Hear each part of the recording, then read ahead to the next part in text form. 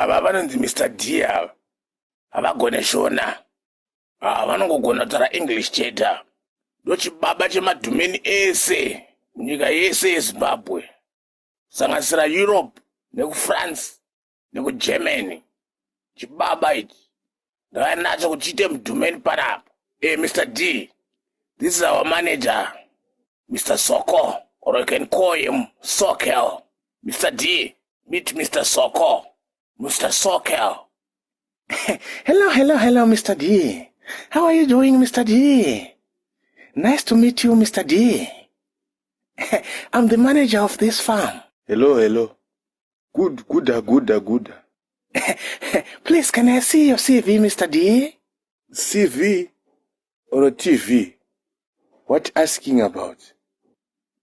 Mr. D, do you understand English, Mr. D? Oh, certificate. Home. Away, home. Yes, no. Please, talk mother language. Shona. Okay. Munototaura zvenyu, Mr. D.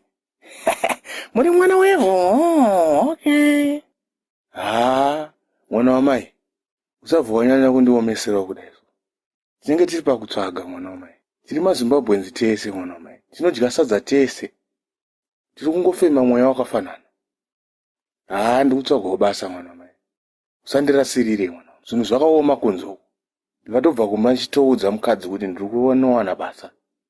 Okay, basa ripo ka Mr. D panapa, saka zvandiri kungotaura ndezvekuti chimbotiradzewo mapepa. Ndiri chamangwiza ndopedza panyaya dzeudhumeni. Chimbonditraya vakomana. Mapepa handina angu but ndinoziva basa. Ndinzwirewo tsitsi vakomana. Please, nzara kumboko. Nditori nemwana mucheche ari kutoda mapamba vakomana. Musandirase vakomana. Mr. D, manje kana musina mapepa hamukwanisa kupinda basa kapano. Ndokumbirwa mudhumeni wenyu. Kana 2 days chaizvo, so 1 week. Ndipinzewo basa, chero mari yamunondipa ndotambirawo. Apa mambotitambisa mambonyemba kuti munogona English. Apa musina zvenyu chamunoona.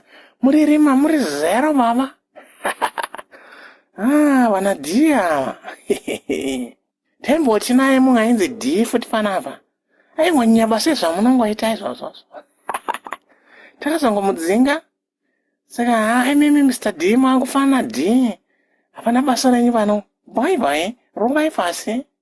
Ndodo basa. Zhara mudzimba. Saka toshandei pisu asina kufunda wale. Baba mande pachikoro.